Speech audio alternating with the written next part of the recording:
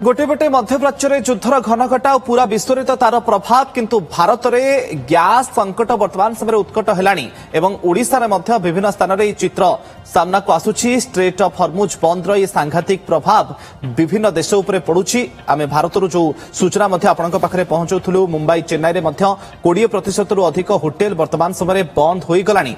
आगकू जदि एमती स्थिति लगी रहे तेले स्थिति आहुरी संगीन हेबो। कटक को आपन को नै जाउछु हम सीनियर रिपोर्टर प्रभात विश्व आम सहित लाइव जोड़ी होती। प्रभात, कटक रे गैस संकट वर्तमान समय केते उत्कट विशेषकर जलखिया दुकान होटेल उपर यार प्रभाव केमती पड़ी?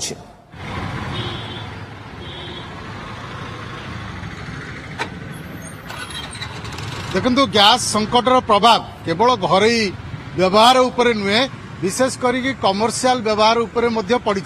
कारण आपड़ जदि देखिए ताले गैस गोटे जलखिया दुकान चा दुकान टू आरंभ करी बड़ बड़ होटेल पर्यंत समस्ते गैस उपर निर्भरशील एवं जो कथा गैस जो संकट रही से संकट को किभली भाव में दूर कर ओडिशा होटेल मालिक संघ सरकार को चिठी लिखी या ऊपर पुनर्विचार करने।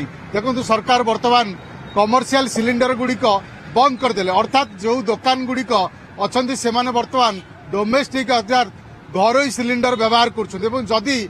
दुकान गुड़िक घरोई सिलिंडर व्यवहार करेंगे ताले यार सीधा सड़क प्रभाव निश्चित भाव में घरोई ग्राहकों उपर पड़ो। जो ग्राहक माने 2 दिन भितर गैस पाउले से 8 दिन 10 दिन पर गैस पाइबे एवं गोटे प्रकार कला बजारी की ये प्रोत्साहन दब। कारण आपड़ जो देखिए कटक सहर में बर्तमान गैस कला बजारी आरंभ हो गलानी। गोटे गैस पिछा बर्तमान पाखापाखि 200 रु 300 300 रु 400 जेते इच्छा मन बर्तमान कसी नौ जो मैंने कला बजारी जो मैंने यार विशेष भाव में फायदा ना चाहते।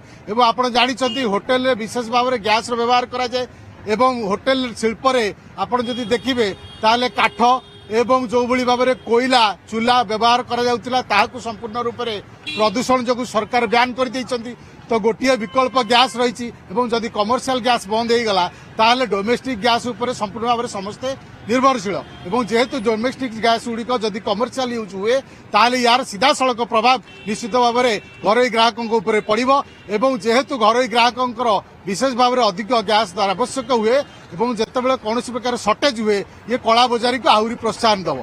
तो ये गोटे प्रकार आप जहाँ पचारुले कटक रे धीरे धीरे कला बजारी आरंभ हो गलानी जो मैंने असाधु व्यवसायी तार फायदा नेबार आरंभ कले जो मैंने घरोई लोक अच्छा से जितेबाला गैस बुकिंग करुँच से बुकिंग कर बारंबार गैस जो रही एजेन्सी पाखक जा फेरिकी आसुंच जार 2 दिन रे गैस मिलिया पकता ताको 8 दिन 10 दिन समय लगुच गैस नहीं बोली फेरई दि जाऊँगी।